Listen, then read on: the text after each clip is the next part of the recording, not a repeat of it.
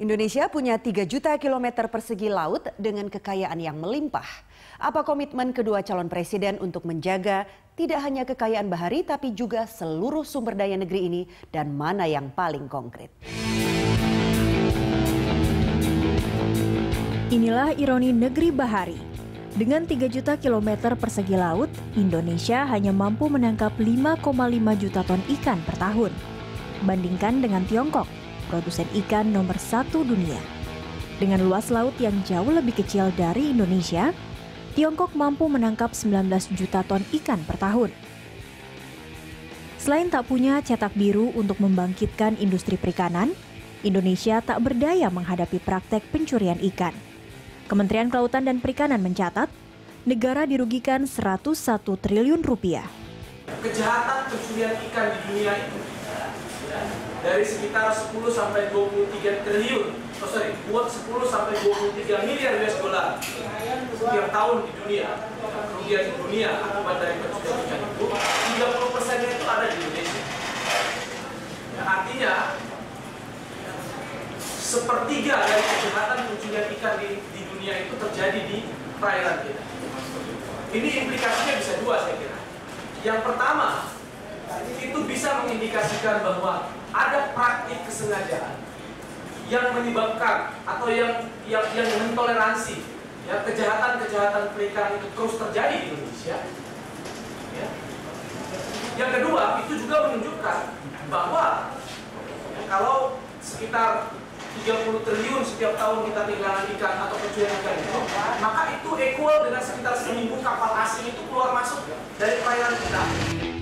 Lalu, apa program kedua capres untuk mengamankan kekayaan negeri?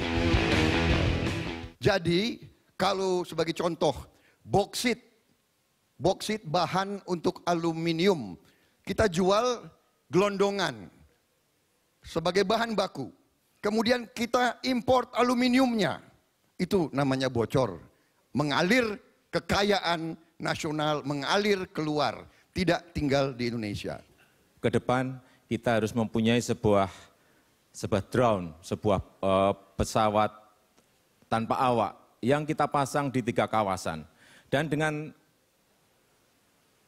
drone ini kita bisa melihat di mana ada kekayaan maritim kita yang diambil oleh kapal-kapal yang masuk ke wilayah perairan kita.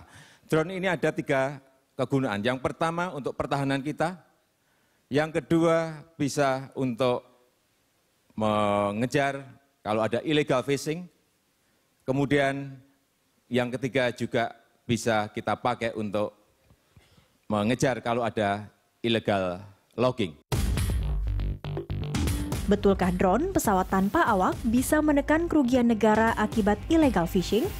Yang menurut Jokowi merugikan negara 300 triliun rupiah.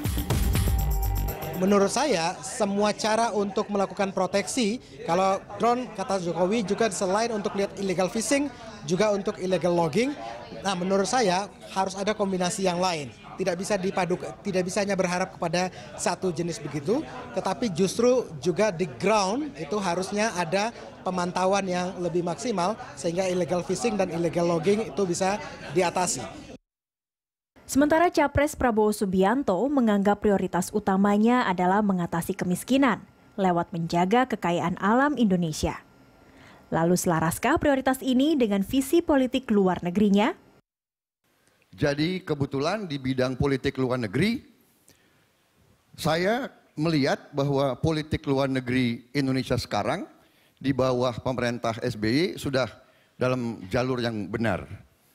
1.000 kawan terlalu sedikit, 1 lawan terlalu banyak. Jadi kalau yang sudah baik, untuk apa dirubah?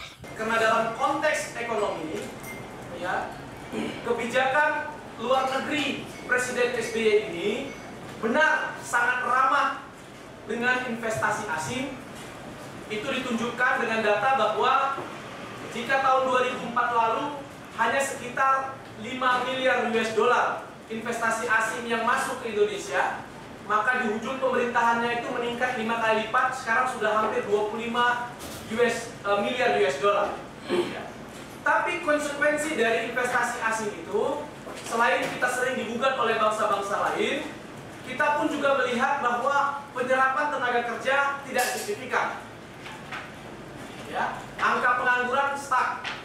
Ya, bahkan sekitar 40 juta itu bangsa Indonesia sebenarnya tidak mendapatkan pekerjaan layak maupun bahkan sedang menganggur. Ya, angka kemiskinan itu stuck. Ya, sekitar 100 juta. Tidak akan mungkin Prabowo berhasil melakukan perlindungan sumber daya alam jika tidak membatalkan MP3EI, Master Plan Percepatan Ekonomi Indonesia, yang motornya hari ini adalah Hatta Rajasa. Nah, bagi saya MP3EI itu adalah karpet merah bagi investor untuk eksploitasi yang lebih banyak dan lebih cepat. Itu yang harusnya dikoreksi. Yang kedua, tidak akan mungkin baik Prabowo maupun Jokowi itu bisa melindungi kekayaan alam kita jika tidak melakukan koreksi terhadap ratusan peraturan perundang-undangan yang telah menyebabkan kita itu masuk sebagai negara obral sumber daya alam. Siapapun pemimpin negeri ini kelak, mudah-mudahan ia tidak lupa. Kisah pencurian ikan besar-besaran di negeri ini antara lain karena maraknya mafia perizinan kapal siluman. Justru setelah Undang-Undang Perikanan Nomor 45 Tahun 2009 lahir.